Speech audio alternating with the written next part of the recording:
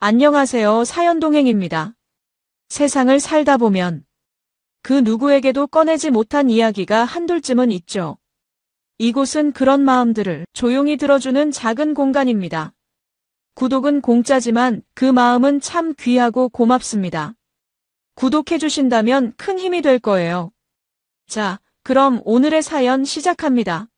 안녕하세요. 오늘 제가 들려드릴 이야기는 정말 믿기 힘든 일들이 연달아 일어난 제 실제 경험담입니다. 저는 올해 42살인 민호라고 합니다. 작은 카페를 운영하며 평범하게 살아왔죠. 결혼한 지 15년 아내 수진이와는 대학 때부터 만나 지금까지 함께해왔습니다.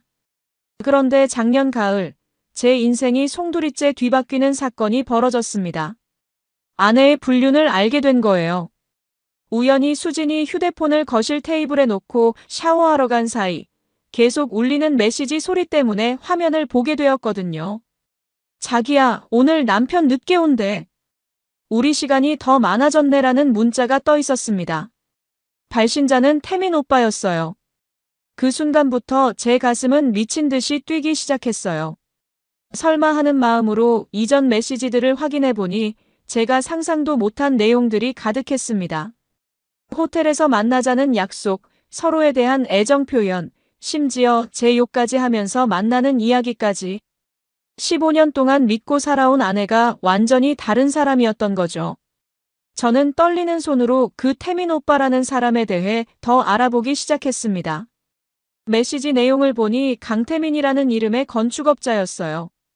수진이와는 반년 전 어떤 모임에서 만났다고 하더군요. 그런데 더 충격적인 건 그 남자에게도 아내가 있다는 사실이었습니다. 며칠간 고민한 끝에 저는 용기를 내어 그 상간남의 아내를 찾아가기로 결심했습니다. 수진이 휴대폰에서 얻은 정보로 강태민의 회사 주소를 알아냈고 그곳에서 기다리며 그의 아내가 나타나기를 기다렸어요. 오후 늦게 한 여자가 점심 도시락을 들고 회사 건물로 들어가는 걸 보고 직감적으로 그녀가 바로 강태민의 아내라는 걸 알았습니다. 혹시 강태민 씨 부인이신가요? 제가 조심스럽게 말을 걸자 그 여자는 놀란 표정으로 저를 바라보았습니다. 네, 맞는데.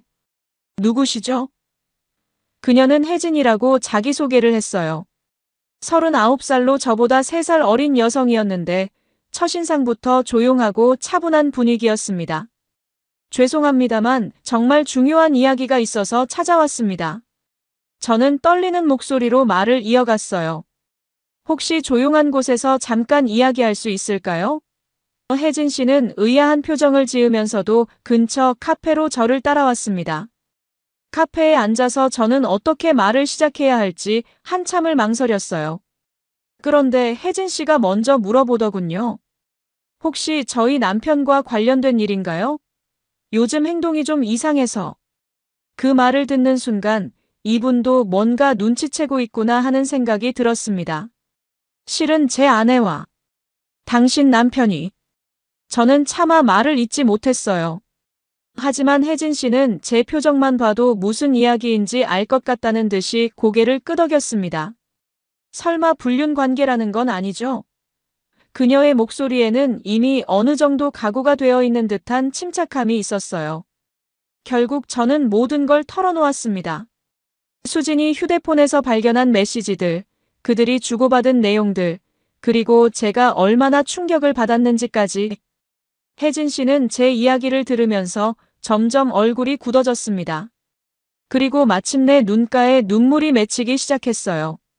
사실 저도 의심하고 있었어요. 혜진 씨가 떨리는 목소리로 말했습니다. 요즘 집에 늦게 들어오고 핸드폰도 항상 뒤집어 놓고 새 옷도 자꾸 사입고 나타나고. 그녀의 말을 듣다 보니 저희 상황이 정말 비슷하다는 걸 알 수 있었어요. 그 순간 제 머릿속에 한 가지 생각이 떠올랐습니다. 분노가 치밀어 올라오면서 말이죠. 우리가 이렇게 당하고만 있을 순 없잖아요. 제가 격한 목소리로 말했을 때 혜진 씨는 놀란 표정으로 저를 바라보았습니다. 똑같이 갚아줍시다. 가짜라도 우리가 함께 있는 것처럼 꾸며서 그대로 들이밀어요. 하지만 혜진 씨의 반응은 제가 예상한 것과 달랐습니다. 그녀는 눈물이 맺힌 채로 천천히 고개를 저으며 말했어요. 민호 씨 마음은 충분히 이해합니다. 정말로요. 하지만 그 사람이 날 이렇게 짓밟았다고 해서 나까지 똑같이 추해지고 싶진 않아요. 혜진 씨가 제 제안을 거절한 후 저는 결국 혼자서 모든 걸 감당해야 했습니다. 그날 밤 집에 돌아가서 아내를 마주하는 것은 정말 힘든 일이었어요. 수진이는 평소처럼 오늘 일은 어땠어? 하고 물으며 자연스럽게 행동했지만 제 눈에는 모든 게 거짓으로 보였습니다. 그 입술로 다른 남자와 키스했을 텐데, 그 손으로 다른 남자를 만졌을 텐데 말이죠. 며칠간 고민한 끝에 저는 직접적으로 따져 물어보기로 결심했어요. 더 이상 모른 척할 수 없었거든요. 수진아, 강태민이라는 사람 알지? 그 순간 아내의 얼굴색이 확 변하는 걸 봤습니다. 젓가락을 든 손이 미세하게 떨리더군요.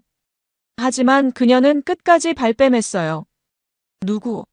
모르는데 왜 갑자기 그런 사람 이야기를 해? 정말 모른다고? 제가 다시 물었을 때 수진이는 오히려 짜증스러운 표정을 지으며 대답했습니다. 진짜 모른다니까. 대체 누구길래 자꾸 그래? 거짓말을 하면서도 태연한 모습에 더욱 화가 났죠. 결국 저는 휴대폰을 꺼내서 그날 봤던 메시지 내용을 하나씩 읽어주기 시작했습니다. 자기야, 오늘 남편 늦게 온대. 우리 시간이 더 많아졌네. 이 메시지 누가 보낸 거야? 그제야 수진이는 완전히 말문이 막혔어요. 얼굴이 새하얗게 질리면서 아무 말도 하지 못하더군요. 또 있어. 어젯밤 정말 좋았어. 남편이랑은 비교도 안 돼. 이것도 내가 보낸 거 맞지? 그런데 수진이의 반응은 제가 예상한 것과 전혀 달랐습니다. 사과나 뉘우침은커녕 오히려 화부터 내더라고요. 그래, 맞아. 그게 어떻다고. 갑자기 소리를 지르면서 말이에요. 당신이 나한테 언제 관심이라도 있었나? 맨날 카페 일만 하면서 집에서는 말 한마디도 제대로 안 하면서 그렇다고 바람을 피워도 된다는 거야? 제가 소리쳤을 때 수진이는 더욱 뻔뻔하게 대답했습니다. 태민이는 나를 진짜 여자로 봐줘. 당신처럼 생활비 주는 기계 취급하지 않아. 그 말을 듣는 순간 정말 허탈했어요. 15년간 가정을 위해 새벽부터 밤늦게까지 일한 제가 생활비 주는 기계였다니. 그 이후로 집안은 완전히 전쟁터가 되었습니다. 수진이는 오히려 더 당당해졌어요. 강태민과의 만남을 숨기지도 않고 집에도 더 늦게 들어오고 전화도 대놓고 받으면서 말이죠. 어차피 다 들통났는데 뭘 숨겨 하는 식이었어요. 심지어 제 앞에서 강태민과 통화하면서 응, 우리 남편 또 징징댄다 이런 말까지 하더군요. 참을 수 없었던 저는 변호사를 찾아갔습니다. 김 변호사님은 경력이 오래된 분이셨는데 제 상황을 듣더니 고개를 끄덕이며 말씀하시더라고요. 요즘 이런 사건들이 정말 많아요. 일단 증거를 더 확보해야 합니다. 그리고 상간남에 대해서도 손해배상 청구를 할 수 있어요. 변호사님 조언에 따라 저는 사설탐정까지 고용했습니다. 돈이 많이 들었지만 확실한 증거를 잡기 위해서였어요. 일주일 만에 탐정이 가져온 자료들을 보고는 정말 기가 막혔습니다. 호텔 출입 사진, 차 안에서 키스하는 사진, 심지어 강태민이 수진이에게 비싼 목걸이를 사주는 장면까지 모든 게 다 찍혀 있었어요. 그런데 더 충격적인 건 탐정이 알려준 추가 정보였습니다. 강태민 씨가 부인한테는 출장 간다고 거짓말하고 부인 몰래 대출까지 받아서 부인분과 만나고 있더라고요. 다른 집안까지 망가뜨리면서 불륜을 저지르고 있었던 거죠. 이혼 소송 준비를 하면서 저는 혜진 씨를 다시 만났습니다. 법정에서 증인으로 서달라고 부탁드리려고요. 혜진 씨는 제 연락을 받고 조용히 나와주었는데 처음 만났을 때보다 훨씬 야위어 보였어요. 많이 힘드시죠? 제가 물었을 때 그녀는 쓸쓸하게 웃으며 대답했습니다. 남편이 화풀이를 저한테 해요. 당신 아내랑 만나는 걸 제가 알려줬다면서. 혜진 씨의 말을 듣고 있자니 정말 미안한 마음이 들었어요. 저 때문에 그분까지 고생하고 계신 거니까요. 정말 죄송합니다. 제가 성급하게 찾아뵌 탓에. 아니에요. 어차피 알게 될 일이었어요. 혜진 씨는 담담하게 말했습니다. 증인은 서두를게요. 그 사람들이 저지른 일에 대해선 분명히 대가를 치러야죠. 그녀의 목소리에는 처음 만났을 때와는 다른 단단함이 있었어요. 드디어 재판날이 왔습니다. 법정에서 수진이와 강태민을 마주했을 때 정말 복잡한 기분이었어요. 한때는 사랑했던 사람이었는데 이제는 완전히 남남이 되어 법정에서 다투고 있다니. 변호사님이 준비한 증거들이 하나씩 제시될 때마다 수진이의 얼굴은 점점 굳어갔습니다. 특히 강태민이 수진이에게 보낸 문자 메시지들이 공개될 때는 정말 충격적이었어요. 부인이 의심하고 있어. 조심해야겠어. 남편 바보 같아. 우리가 이렇게 만나는 줄도 모르고 이런 내용들이 법정에서 낭독되니까 정말 창피하더라고요. 혜진 씨도 증인석에 서서 담담하게 증언해 주셨습니다. 재판은 생각보다 길어졌습니다. 수진이 측에서도 변호사를 선임해서 끝까지 버텼거든요. 그들은 제가 평소에 가정에 소홀했다느니 대화가 없었다느니 하면서 오히려 저를 탓하는 논리를 폈어요. 하지만 불륜이라는 건 어떤 이유로도 정당화될 수 없는 배신 행위죠. 몇 차례 재판을 거친 끝에 드디어 판결이 나왔습니다. 피고 수진은 원고 민호에게 위자료 5천만 원을 지급하라. 피고 강태민은 원고 민호에게 손해배상금 3천만 원을 지급하라. 판사님의 목소리가 법정에 울려 퍼질 때 정말 후련했어요. 적어도 법적으로는 제가 승리한 거니까요. 하지만 돈으로는 해결되지 않는 게 바로 마음의 상처였습니다. 수진이는 판결 후에도 전혀 반성하는 기색이 없었어요. 돈 받아서 좋겠다. 그 돈으로 새 여자나 찾아 이런 말까지 하더군요. 15년 함께 살았던 사람이 이렇게 차갑게 변할 수 있다는 게 정말 믿기지 않았어요. 이혼이 확정된 후 저는 홀로 카페를 운영하며 새로운 삶을 시작했습니다. 처음엔 정말 외로웠어요. 집에 들어가면 아무도 없고 혼자서 밥 먹고 혼자서 텔레비전 보는 게 이렇게 쓸쓸할 줄 몰랐거든요.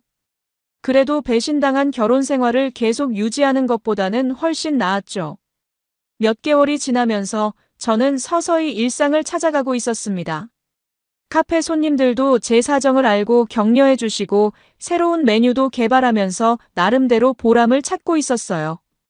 그런데 어느 날 정말 예상치 못한 일이 벌어졌습니다. 카페 문이 열리면서 혜진 씨가 들어온 거예요. 이혼한 지 거의 1년이 다 되어가던 때였는데 그분을 다시 보게 될 줄은 정말 몰랐습니다. 하지만 첫 만남 때와는 완전히 다른 모습이었어요.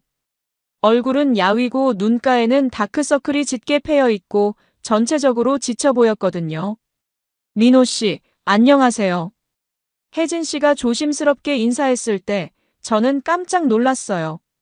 목소리도 많이 쉬어 있고 예전의 차분한 분위기와는 달리 뭔가 절망적인 기운이 감돌았거든요. 혜진 씨, 어떻게 오셨어요?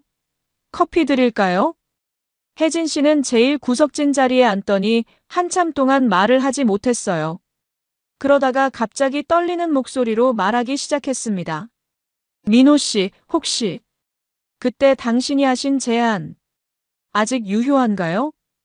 저는 무슨 말인지 순간 이해하지 못했어요. 무슨 제안 말씀이세요? 제가 되물었을 때 혜진 씨는 고개를 떨구며 대답했습니다. 복수하자고. 그때 말씀하신.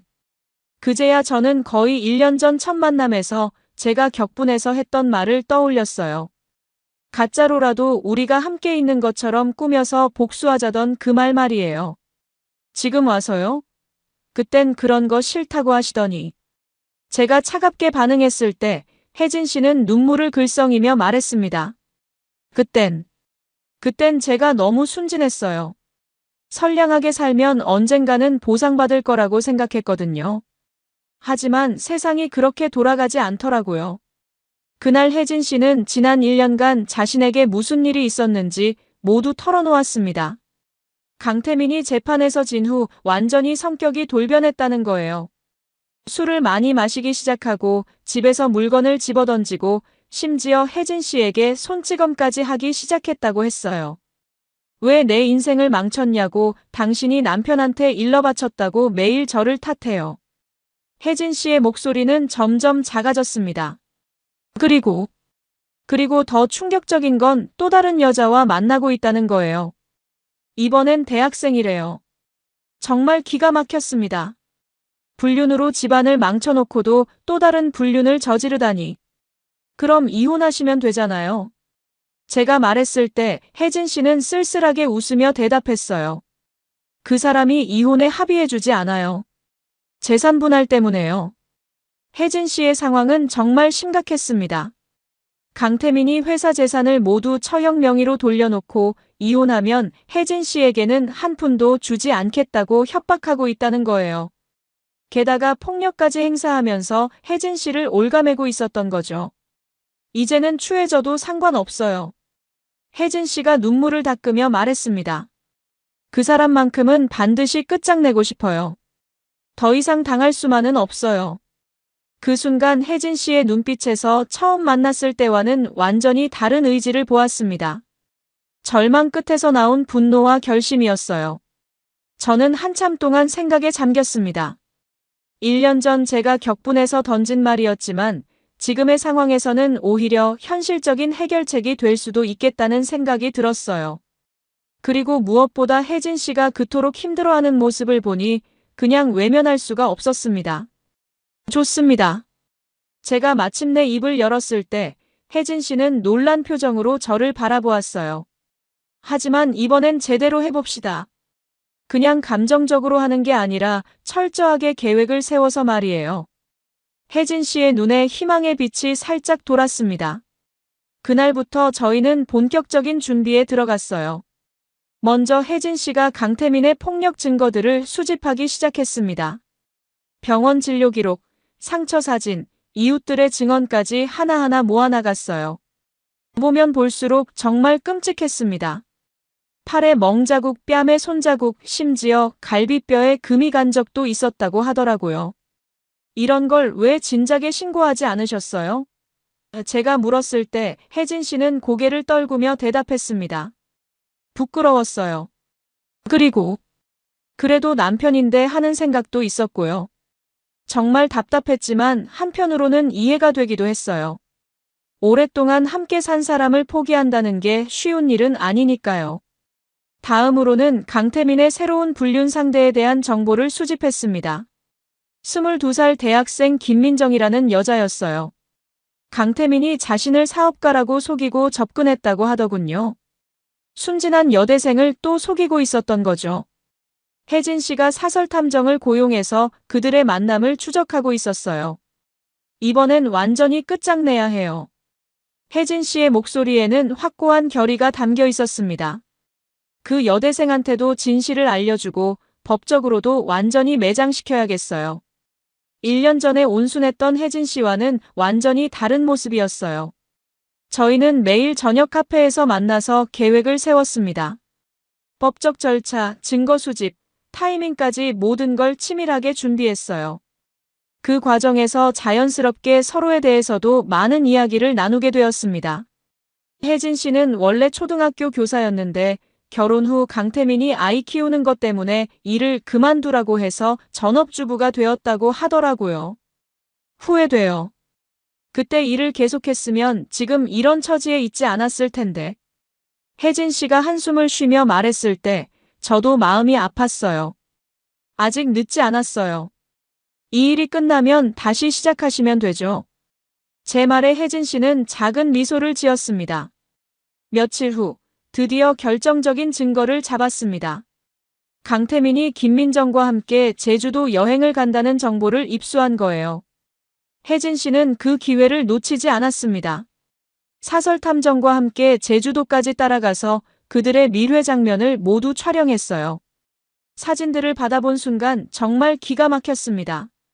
해변에서 손잡고 걷는 모습, 호텔에서 나오는 모습, 심지어 민정 양의 손목에 비싼 시계까지 채워주는 장면까지 다 찍혀 있었어요. 이 돈은 다 어디서 났을까요? 혜진 씨가 분노에 찬 목소리로 말했습니다. 그때 혜진 씨가 충격적인 사실을 하나 더 알려줬어요. 남편이 제 친정에서 돈을 빌렸어요. 사업 자금이 부족하다면서 3천만 원을 빌렸는데 그 돈으로 저 여자와 놀아났던 거예요. 정말 파렴치한 짓이었습니다. 처가에서 빌린 돈으로 불륜을 저지르다니.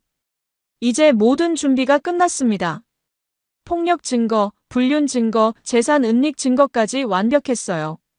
혜진 씨는 드디어 이혼 소송과 함께 손해배상 청구까지 동시에 진행하기로 결정했습니다. 이번엔 절대 봐주지 않을 거예요. 그런데 소송 준비를 하면서 예상치 못한 일이 벌어졌어요. 저와 혜진 씨가 함께 보내는 시간이 많아지면서 서로에 대한 묘한 감정이 생기기 시작한 거예요. 처음엔 같은 처지의 피해자라는 동질감이었는데 점점 다른 감정으로 변해가고 있었습니다. 민호 씨는 정말 좋은 분이세요. 어느 날 혜진 씨가 갑자기 말했을 때 저도 어색해졌어요. 제가 이렇게 힘들 때 도와주시고. 그 말을 들으면서 저도 모르게 가슴이 두근거렸습니다. 오랜만에 느끼는 설렘이었어요. 하지만 저희는 서로 조심스러웠어요. 아직 완전히 끝나지 않은 복수에 집중해야 했고 감정적으로 얽히면 복잡해질 수 있다는 걸 알고 있었거든요. 그래서 일부러 거리를 두려고 노력했습니다. 드디어 소송이 시작되었습니다. 이번엔 제가 증인으로 서게 되었어요. 1년 전 혜진 씨가 저를 도와주셨던 것처럼 이번엔 제가 그분을 도와드릴 차례였습니다. 법정에서 강태민을 다시 보니까 정말 기분이 묘했어요. 저와 수진이를 망친 장본인이니까요. 재판이 시작되자 강태민의 변호사는 예상대로 혜진 씨를 탓하는 전술을 펼쳤습니다. 부인이 남편을 제대로 내조하지 못해서 남편이 바깥으로 눈을 돌린 것이라는 뻔뻔한 주장이었어요. 하지만 혜진 씨 측 변호사가 준비한 증거들 앞에서는 그런 궤변이 통할 리 없었죠. 첫 번째로 제시된 것은 강태민의 가정폭력 증거들이었습니다. 병원 진료 기록이 법정에서 낭독될 때 방청석에서 탄식 소리가 들려왔어요. 갈비뼈 골절, 안면부 타박상, 상완부 혈종. 의사 선생님의 차분한 목소리가 법정에 울려 퍼질 때마다 강태민의 얼굴은 점점 굳어갔습니다. 더욱 충격적이었던 건 녹음 파일이었어요. 혜진 씨가 몰래 녹음해둔 강태민의 폭언들이 스피커를 통해 나올 때 법정이 완전히 조용해졌습니다. 2년이 남편 팔아먹었어. 내가 이 꼴이 된 게 다 내 탓이야. 술에 취한 강태민의 목소리는 정말 악마 같았어요. 그 다음엔 불륜 증거들이 차례로 제시되었습니다. 제주도에서 찍힌 사진들, 호텔 영수증, 심지어 민정양에게 보낸 문자 메시지까지 모든 게 다 공개되었어요. 우리 사랑은 진짜야. 마누라는 그냥 동거인일 뿐이야. 이런 메시지를 보고 있자니 정말 어이가 없었습니다. 재산 은닉 부분에서는 더욱 가관이었어요. 회사 재산을 처형 명의로 돌려놓은 것뿐만 아니라 여러 개의 통장에 돈을 분산해서 숨겨놓았다는 게 밝혀졌거든요. 게다가 혜진 씨 친정에서 빌린 돈을 불륜 상대와 쓴 영수증들까지 증거로 제출되었어요. 가장 결정적이었던 건 민정양의 증언이었습니다. 진실을 알게 된 민정양이 혜진 씨 편에 서서 증언해준 거예요. 강태민 씨가 자신은 이혼 수속 중이라고 거짓말했어요.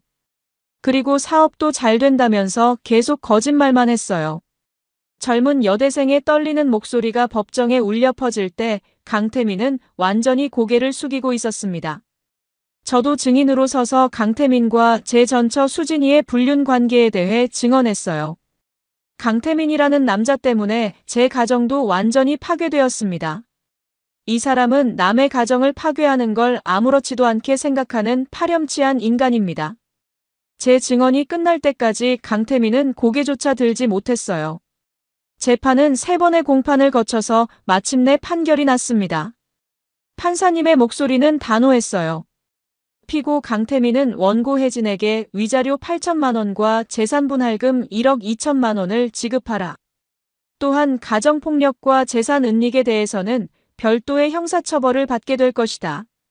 그 순간 혜진 씨는 참았던 눈물을 터뜨렸어요. 1년 넘게 견뎌온 모든 고통이 한꺼번에 쏟아져 나오는 것 같았습니다. 저도 모르게 가슴이 뭉클해졌어요. 드디어 정의가 실현된 거니까요. 강태민은 법정에서 나가면서도 끝까지 뻔뻔했어요. 이 모든 게 다 너 때문이야. 하면서 혜진 씨를 노려보더군요. 하지만 이미 끝난 일이었죠. 그는 막대한 빚을 떠안게 되었고 회사도 파산 직전이 되었으며 사회적으로도 완전히 매장당했습니다.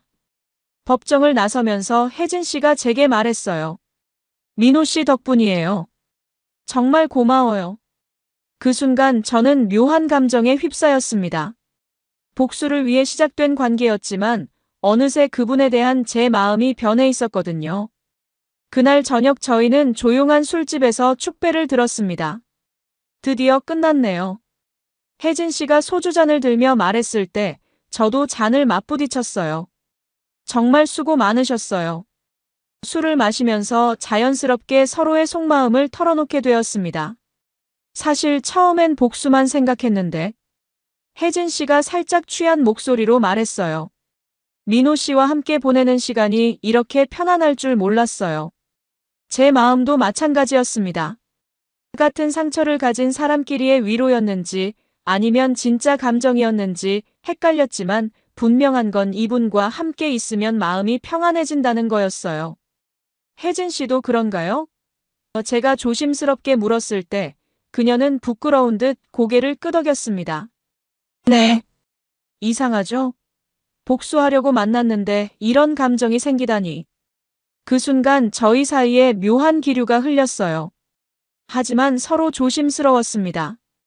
아직 상처가 완전히 아물지 않았고 감정과 현실을 구분해야 한다는 생각도 있었거든요. 일단은 각자 시간을 갖는 게 좋겠어요. 혜진 씨가 현명하게 말했을 때 저도 동의했습니다.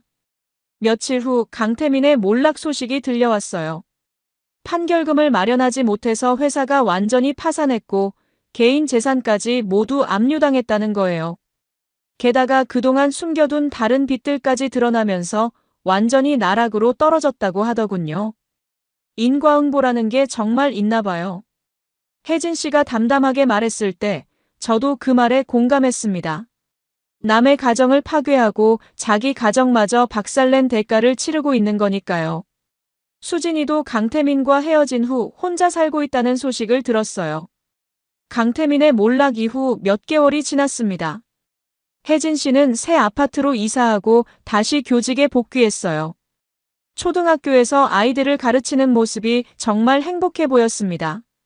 저도 카페 운영에 더욱 집중하면서 새로운 지점을 내는 계획을 세우고 있었어요. 가끔 안부 문자를 주고받긴 했지만 직접 만나지는 않았습니다. 서로 새로운 삶에 적응하는 시간이 필요했거든요. 하지만 혜진 씨 생각이 자꾸 났어요. 그분의 밝은 웃음소리, 진지하게 이야기할 때의 모습, 힘들어할 때 보여준 강인함까지 모든 게 기억에 남아 있었습니다. 어느 날 우연히 혜진 씨가 근무하는 초등학교 앞을 지나게 되었어요. 아이들이 하교하는 시간이었는데 교문에서 혜진 씨가 아이들을 배웅하고 있더군요.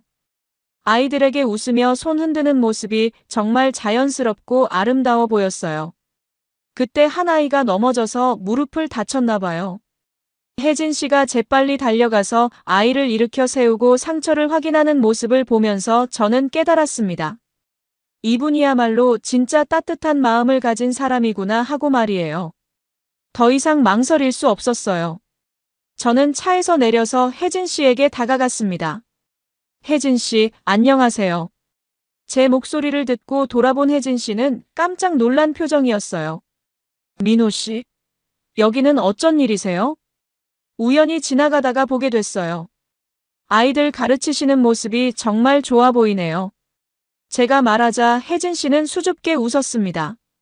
아이들이 정말 예뻐요. 이 일을 다시 할 수 있게 되어서 정말 감사해요. 그날 저희는 근처 카페에서 오랜만에 대화를 나눴어요. 서로의 근황을 이야기하면서 자연스럽게 분위기가 편해졌습니다. 요즘 어떠세요? 제가 물었을 때 혜진 씨는 밝은 표정으로 대답했어요. 많이 좋아졌어요. 아이들과 함께 있으면 정말 행복하거든요. 그리고 혜진 씨가 잠시 머뭇거리더니 계속 말했습니다. 민호 씨 덕분에 새로운 삶을 시작할 수 있게 됐어요. 정말 고마워요. 저도 마찬가지예요. 제가 진심을 담아 말했습니다. 혜진 씨 만나서 제 인생도 달라졌어요. 복수만 생각하고 살았는데 이제는 앞을 보고 살 수 있게 됐거든요. 그 순간 서로의 눈이 마주쳤는데 예전과는 다른 느낌이었어요.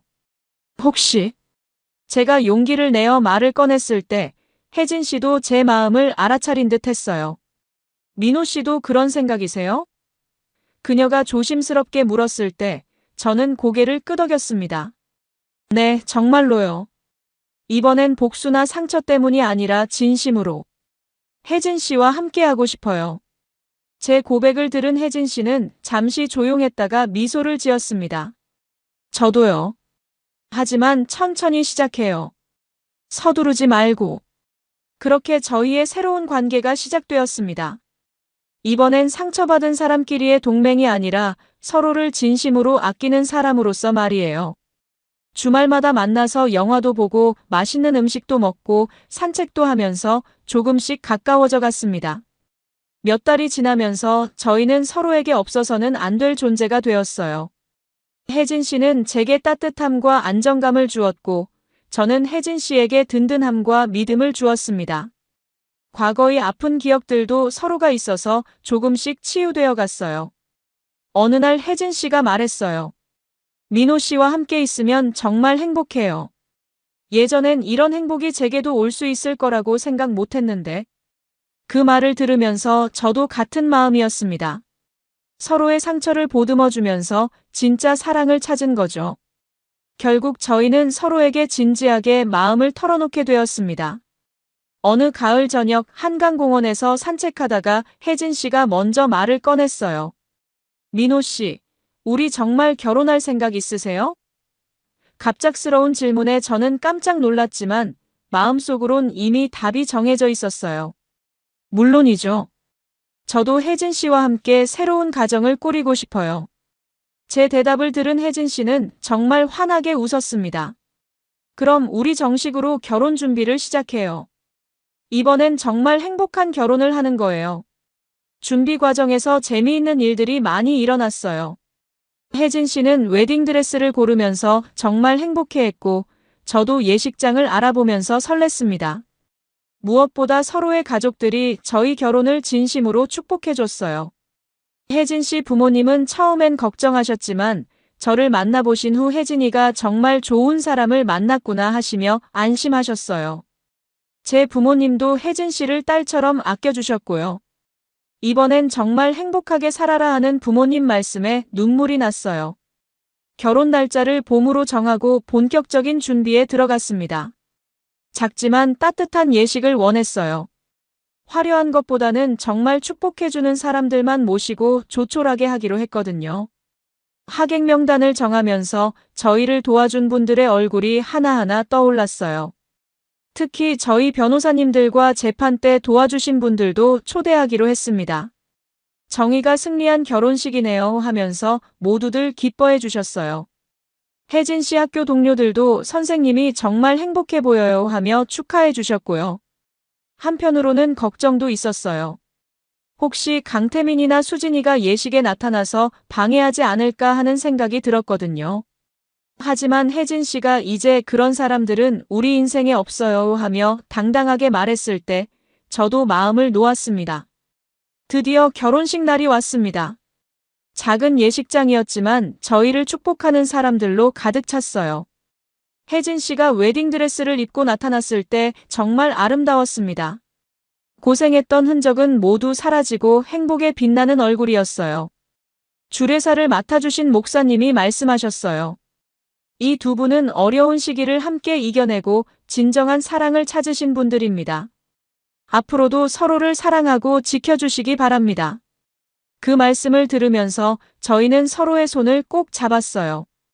서약을 할 때가 가장 감동적이었습니다. 건강할 때나 병들 때나 기쁠 때나 슬플 때나 서로를 사랑하고 지켜주겠습니다. 이 말이 이렇게 진실하게 느껴진 적이 없었어요. 정말 마음에서 우러나오는 약속이었거든요.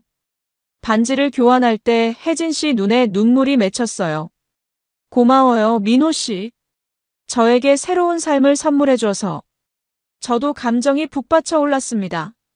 저야말로 고마워요. 혜진 씨 덕분에 진짜 행복이 뭔지 알게 됐어요. 결혼식이 끝나고 피로연에서 많은 분들이 축하 인사를 해주셨어요. 정말 잘 어울리는 부부다, 행복하게 사세요 하는 말들을 들으면서 가슴이 뭉클했습니다. 특히 혜진 씨 제자들이 편지를 써서 가져온 걸 보고는 정말 감동받았어요. 선생님이 행복해 보여서 너무 좋아요. 새 아버지도 좋은 분 같아요 하는 아이들 편지를 읽으면서 혜진 씨는 눈물을 글썽였습니다. 이 순간이 정말 소중했어요. 많은 사람들의 축복 속에서 새로운 출발을 하는 거니까요. 결혼식을 올리고 며칠 후 정말 예상치 못한 일이 벌어졌습니다. 강태민이 혜진 씨에게 연락을 해온 거예요. 결혼 축하한다. 나도 보고 싶은 게 있다는 내용이었는데 처음엔 무시하려고 했어요. 하지만 계속 연락이 와서 결국 한번 만나보기로 했습니다. 카페에서 만난 강태민은 완전히 다른 사람이 되어 있었어요. 수척하게 마르고 초라한 행색에 예전의 건방진 모습은 온데간데 없었습니다. 혜진아, 정말 미안하다는 말로 시작하더군요. 하지만 혜진 씨는 냉정하게 반응했어요. 지금 와서 미안하다고 해서 뭐가 달라지나요? 혜진 씨의 목소리는 차가웠습니다. 당신이 저한테 한 일들이 사라지는 건 아니잖아요. 강태민은 고개를 떨구며 말했어요. 알아. 하지만 그래도 한 번은 사과하고 싶었어. 강태민의 근황을 들어보니 정말 비참했습니다. 회사는 완전히 망했고 모든 재산을 잃었으며 현재는 일용직으로 겨우 생활하고 있다고 하더군요. 민정 양도 당연히 떠났고 완전히 혼자가 되었다는 거예요. 인과응보라는 게 정말 있나 봐요. 혜진 씨가 담담하게 말했을 때 강태민은 쓴웃음을 지었습니다. 그래, 내가 당연히 받을 벌이야. 그런데 너는 정말 행복해 보인다. 다행이다. 그 말에서 진심이 느껴졌어요. 이제 저희를 괴롭히지 마세요. 연락도 하지 마시고요. 혜진 씨가 단호하게 말했을 때 강태민은 고개를 끄덕였습니다. 알았어. 다시는 연락 안 할게. 그냥 행복해라. 그렇게 강태민과의 마지막 만남이 끝났어요. 한편 수진이 소식도 들려왔어요. 강태민과 헤어진 후 혼자 살고 있는데 여러 남자들을 만나다가 결국 아무도 정착하지 못하고 있다고 하더군요. 나이 40이 넘어서 새로운 결혼은 쉽지 않을 거라는 게 주변의 얘기였어요. 불륜은 절대 행복하게 끝나지 않는 것 같아요. 혜진 씨가 말했을 때 저도 동감했습니다. 남의 가정을 파괴하고 자기 가정도 파괴한 사람들의 말로는 항상 비참하더라고요. 저희처럼 정직하게 상처를 극복하고 새 출발한 사람만이 진짜 행복을 찾을 수 있는 거죠.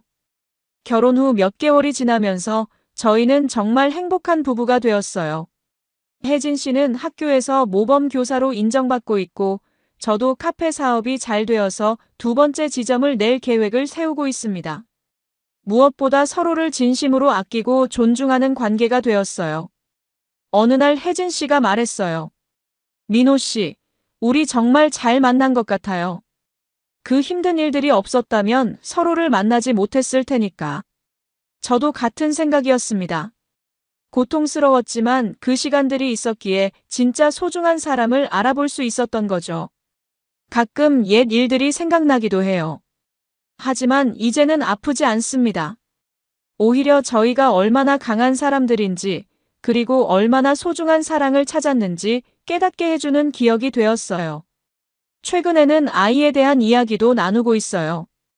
혜진 씨는 아이들을 정말 좋아하고 저도 가정을 꾸리고 싶은 마음이 있거든요. 우리 아이는 정말 사랑받으며 자랄 거예요. 혜진 씨가 말할 때 정말 행복했습니다. 그리고 무엇보다 저희는 서로에게 배신당할 걸 걱정하지 않아요. 둘 다 배신이 얼마나 아픈 일인지 잘 알고 있기 때문에 절대 그런 일은 하지 않을 거라는 확신이 있어요. 이런 믿음이 있는 관계가 진짜 행복한 결혼이라고 생각합니다. 결국 저희는 복수로 시작했지만 진정한 사랑으로 끝났어요. 상처를 준 사람들은 모두 자업자득으로 불행해졌고 저희는 서로를 치유하며 새로운 행복을 찾았습니다. 이보다 완벽한 사이다 결말이 있을까요? 지금 생각해보면 그 모든 고통의 시간들이 이 행복을 위한 과정이었던 것 같아요. 만약 불륜을 당하지 않았다면 혜진 씨를 만날 수도 없었을 테니까요. 인생이란 정말 예측할 수 없는 것 같습니다. 이번 사연자인 42살 민호는 아내의 불륜을 발견하고 상간남의 아내 혜진을 찾아가 함께 복수하자고 제안했지만 거절당했습니다. 혼자 이혼 소송을 진행한 지 1년 후 남편의 폭력과 또 다른 불륜에 시달린 혜진이 찾아와 복수에 동참하게 되었죠. 둘은 철저한 증거 수집으로 강태민을 법정에서 완전히 매장시켰고 그 과정에서 서로에게 진심을 품게 되어 결혼까지 하게 되었습니다. 불륜을 저지른 사람들은 모두 비참한 말로를 맞았고 피해자들은 진정한 사랑을 찾아 행복하게 살고 있어요. 여러분들이라면 이런 상황에서 어떻게 하셨을까요? 혹시 비슷한 경험이 있으신 분들은 어떻게 극복하셨는지 궁금하네요. 여러분, 오늘 사연 어떻게 들으셨나요? 지금 이 순간 무슨 생각이 드셨는지도 궁금합니다. 여러분의 소중한 생각을 댓글로 남겨주세요. 지금까지 사연동행이었습니다. 함께 해주신 모든 분들께 진심으로 마음 깊이 감사드립니다. 방송 끝나기 전에 혹시 아직 구독과 좋아요 안 누르셨다면 그 한 번의 클릭이 이 채널을 계속 이어가게 하는 큰 힘이 된답니다. 다음 사연에서 다시 인사드릴게요. 여러분 평안하세요.